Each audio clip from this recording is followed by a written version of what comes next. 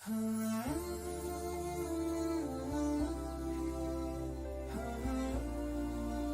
اللہ، مجھے اس مہینے میں اپنے حکم پر عمل کرنے اور اسے قائم کرنے کی طاقت عطا فرما، اور مجھے اپنی یاد اور ذکر کی مٹھاس سکھا دے، اور مجھے اپنے کرم کا شکر ادا کرنے کی توفیق عطا فرما، اور اپنی حفاظت اور گناہوں کو چھپانے کی صفت کے ذریعے میری حفاظت فرما، اے سب سے زیادہ دیکھنے والے۔ بسم اللہ الرحمن الرحیم، اللہم صلی علی محمد وآل محمد۔ آج ماہ مبارک کے چوتھے دن کی دعا میں ہم نے اپنے پروردگار سے مطالبہ کیا کہ پروردگار ہمیں طاقت بندگی دے، ہمیں طاقت دے کہ تیرے امر کو ادا کر سکے، تیرے حکم کو بجا لائیں۔ انسان کے وجود میں جو کچھ ہے وہ پروردگار کا عطیہ ہے۔ پروردگار نے اپنی نعمتوں سے ہمیں نوازا ہے، ان میں ایک نعمت طاقت ہے، ہمارے وجود کے اندر پائی جانے والی انرجی ہے۔ وہ انسان کے جس کے پاس طاقت ہے، لیکن کبھی کبھی پروردگار کا کچھ امتحان ہوتا ہے اس سے، پروردگار تھوڑے سے اسے مرض میں مبتلا کر دیتا ہے، تو دیکھیں اس کی کیفیت کیا ہوتی ہے۔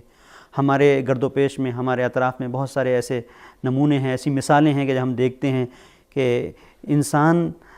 ایک گلاس ہاتھ میں اٹھاتا ہے پانی کا، لیکن تھر تھرا جاتا ہے، اس کا ہاتھ لرز رہا ہے، پانی کا جام چھلک جاتا ہے، پانی گر رہا ہے۔ یہ منزل ہے کہ طاقت کی کمی ہے،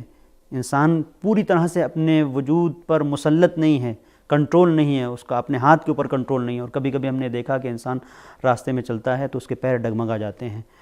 یہ طاقت ہے جو پروردگار نے دی ہے، اگر یہ طاقت صحیح طور پر استعمال ہو تو انسان کی ظاہری زندگی صحیح طرح سے گزرتی ہے، اور اگر نہ ہو تو انسان مشکلات کا شکار ہو جاتا ہے۔ اب یہی طاقت کبھی کبھی بندگی کی راہ میں انسان استعمال کرتا ہے، اور اس طرح سے استعمال کرتا ہے کہ جتنی پروردگار طاقت زیادہ دیتا ہے اتنا وہ بندگی زیادہ کرتا ہے۔ ظاہری طور پر ہم دیکھتے ہیں کہ کسی کا ایک جام چھلک رہا ہے تو کیسا لگتا ہے، ظاہری طور پر ہم دیکھتے ہیں کوئی انسان ڈگمگا رہا ہے تو کیسا لگتا ہے۔ یہ ظاہری زندگی ہے جس میں عجیب سی ایک کیفیت ہے جو ہمارے سامنے آتی ہے۔ اگر بندگی کی راہ میں ہمارے قدم ڈگمگا جائیں تو کیسا ہے، اگر ہمارا یہ دل کا جام معصیت کی راہ میں چھلک جائے تو کیسا ہے، کہ جہاں پر انسان گناہ نکل رہے ہیں اس کے وجود سے اور کچھ بھی نہیں ہے، تو یہ وہ سخت ترین مرحلہ ہے۔ اسی سے بچنے کے لیے ہم یہ دعا کرتے ہیں کہ پروردگار ہمیں توفیق دے کہ ہم تیری راہ پر چل سکیں، تیری بندگی کر سکیں، اس لیے کہ طاقت دینے والا تو ہے۔ آیت اللہ مجتہدی نے اس بات کو نقل کیا ہے کہ مشہد میں ایک شخص تھا جو 100 سال کا تھا، 100 سال سے زیادہ کی عمر اس نے پائی، بابرکت عمر، لیکن اس 100 سال کی عمر میں اس نے جو نمازیں پڑھی کھڑے ہو کر پڑھی۔ دیکھیں آج ہم اپنے اطراف میں دیکھتے ہیں، نہ جانے کتنے ایسے افراد ہیں 60 سال 70 سال کے ہیں، لیکن وہ بیچارے مسجد میں آتے ہیں تو ان کے لیے ضرورت ہے کہ ان کے لیے ایک الگ سے انتظام کیا جائے،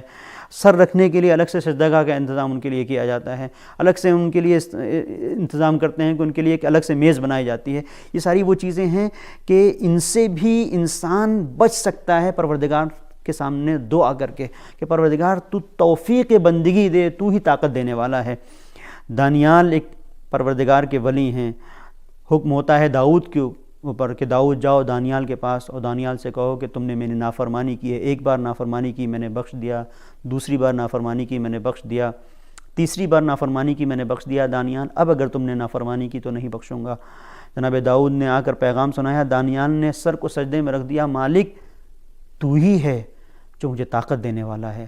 تو ہی ہے جو مجھے سہارا دینے والا ہے، یعنی گناہوں سے بچنے کے لیے بھی تو ہی ہے جو سہارا دینے والا ہے۔ میری اپنی کوشش تو ہے ہی، میری اپنی جدوجہد تو ہے ہی، میں تو خود چاہتا ہوں کہ گناہ نہ کروں، میں تو خود چاہتا ہوں کہ تیری نافرمانی نہ ہو، لیکن حقیقت میں تو ہی ہے جو ہاتھ تھامنے والا ہے۔ اے پروردگار، اگر تو کرم نہیں کرے گا تو کیسے میں اس منزل پر اپنے آپ کو پہنچاؤں گا کہ تیری نافرمانی نہ کروں، تو ہی مدد کرے گا تبھی ایسا ہو سکتا ہے۔ تو اس سے یہ ہمیں سبق ملتا ہے کہ جتنی بھی بندگی کی راہ میں جتنی بھی چیزیں ہیں، جتنے بھی کمالات ہم بندگی کی راہ میں طے کریں، پروردگار ہی کے ذریعے سے ہم یہ طے کر سکتے ہیں۔ اور پھر دوسری منزل ہم نے دعا کی کہ پروردگار لذت ذکر سے اپنے آشنا کر دے۔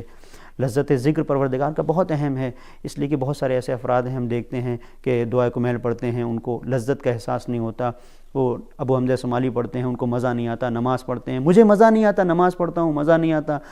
دعائے ابو حمزہ صومالی پڑھتا ہوں مزہ نہیں آتا، دعائے کمیل پڑھتا ہوں مزہ نہیں آتا، دوسری مفاتی کی دعائیں، دعائے افتتاح پڑھتا ہوں مزہ۔ پروردگار کیا ہے، کیوں نہیں مزہ آتا؟ شاید ہم ایک بار اپنے نفس کے اوپر غور کریں کہ اس کی وجہ یہ ہے کہ پروردگار نے جس طرح سے چاہا ہے ہم اس طرح سے پروردگار کی طرف نہیں جا رہے ہیں، متوجہ نہیں ہیں۔ اپنے وجود کے اندر ہم جتنی توجہ لے کے آئیں گے اتنی اپنے وجود کے اندر ہم لذت کو محسوس کریں گے، اور کبھی کبھی ایسا ہوتا ہے کہ وجہ یہ ہوتی ہے کہ پروردگار اس لذت کو ختم کرتا ہے، کہ جیسا کہ پروردگار نے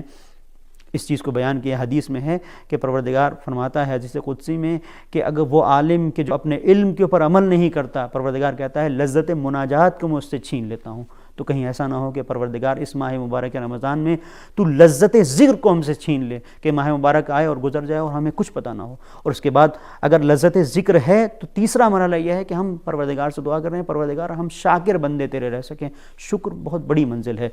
شیخ سعدی نے اس داستان کو لکھا، ایک شخص ہے بغداد کی مسجد میں گیا اور جا رہا ہے، برہنہ پا ہے،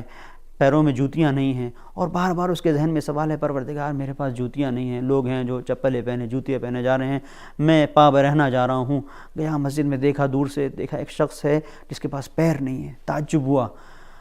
اور متوجہ ہوا کہ میں کیا کہہ رہا تھا، اس بات کی طرف متوجہ ہوا اور کہا پروردگار تیرا شکر ہے پروردگار کہ میں ابھی تک کہہ رہا تھا میرے پاس جوتیاں نہیں ہیں، اس شخص کے پاس تو ایک پیر بھی نہیں ہے، پروردگار تیرا شکر ہے کہ میرے پاس پیر ہیں۔ تو آئیں اس ماہ مبارک رمضان میں پروردگار نے جو نعمتیں دی ہیں ان کا شکر ادا کریں کہ پروردگار تیرا شکر ہے کہ تو نے ہمیں بہت ساری نعمتوں سے نوازا ہے، پروردگار زیادہ سے زیادہ توفیق بندگی دے، لذت